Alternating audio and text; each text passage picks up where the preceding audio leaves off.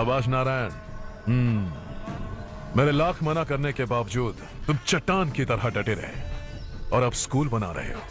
इतना सब कुछ करना मेरे बस की बात नहीं है मालिक। ये सब तो इसकी बदौलत हुआ है।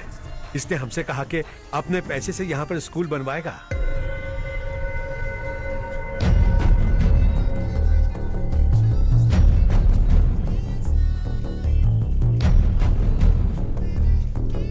कौन हो तुम? हर्षवर्धन। और आप? शशि। इतना बड़ा स्कूल बनवाने जा रहे हो, लगता है बहुत पैसे हैं तुम्हारे पास। बहुत ज्यादा है।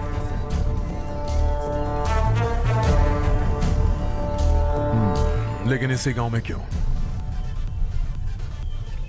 कुछ अच्छा होता है तो खुश होना चाहिए, ऐसे सवाल नहीं पूछने चाहिए।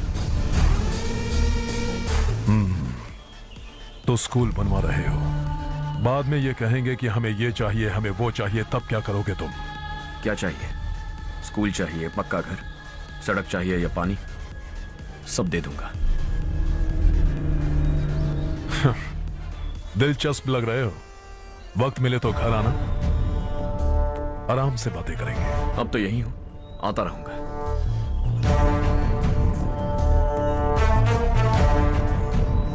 कौन है ये लड़का और ये सब क्यों कर रहा है? मुझे पूरी खबर चाहिए। करने दो ना भाई, वैसे भी बड़े भैया ने कुछ करने को कहा था। काम ये करेगा और इसका सारा फायदा हमें होगा भाई।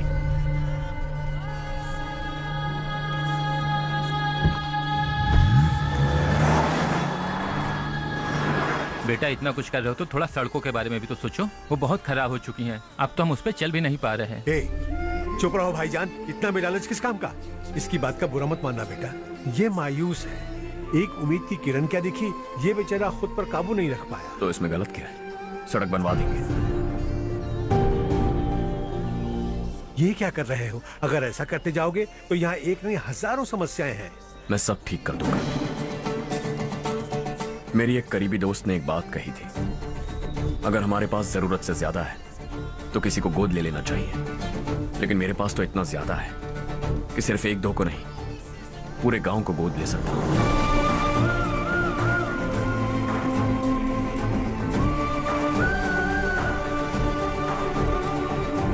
आज से मैं इस पूरे गांव को गोद लेने वाला हूं। बेजान पड़े इस गांव को हंसी खुशी और हरियाली से भर दूंगा।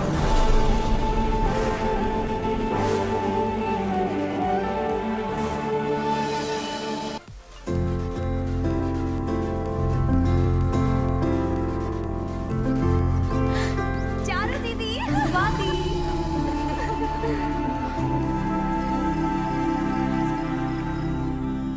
चारो, तुम्हारा कोर्स खत्म हुआ या फिर जाओगी? ऑलमोस्ट खत्म हो गया है। एक हफ्ते के अंदर मुझे एक छोटी सी टीम बनाकर यहाँ पर थोड़े थोड़े डेवलपमेंट टेक्निक्स ट्राई करने हैं। लेकिन सुबह जब मैं आ रही थी तब मैंने देखा मुझे कोर्स में सिखाए गए कई सारे डेवलपमेंट प्रोग्राम्स यहाँ पर पहले से ही हो रहे हैं। मैं तो हैरान रह गई। मुझे लगता था कि अभी तक हमारे गाँव में 1% भी डेवलपमेंट नहीं हुआ होगा, लेकिन सिर्फ 3 महीने में ये सब कैसे हुआ? बरसों से हम गांव वालों की तकलीफों को देखकर उस ऊपर वाले को हम पर दया आ ही गई होगी। एक महान व्यक्ति ने हमारे इस गांव को अपना लिया है बेटा। इस गांव के साथ साथ हमारे नसीब को भी बदलने के लिए वो लड़का दिन रात सुबह शाम मेहनत कर रहा है। अजी सुनते हो, खाना लग गया, आ जाइए। हाँ।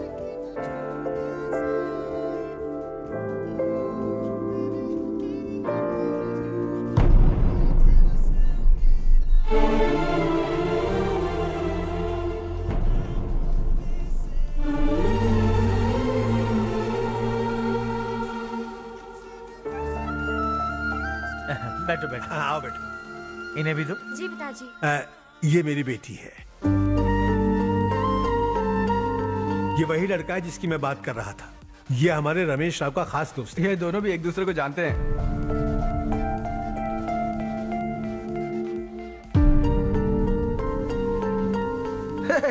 तुम दोनों को बर्थडे पार्टी में बुलाया तो था। अरे मैंने मिलवाया भी तो था। इतनी जल्दी भूल गए। ये बर्थडे वर्डे छोड़ो और अपनी शादी के बारे में सोचो। ठीक है आंटी जी, अब बस भी करिए। मैं हमेशा इस गांव के लिए कुछ करना चाहता था। हाँ? और इसीलिए मैंने अपने दोस्त को मोटिवेट किया। इमोशनल होने की जरूरत नहीं है, मुझे पसंद नहीं है। आखिर हम दोनों का एक ही गांव है, सेम विलेजेस। तुम जाके आराम से सो जाओ। हाँ, बहुत इमोशनल मत हो ना। Sleep tight and good night.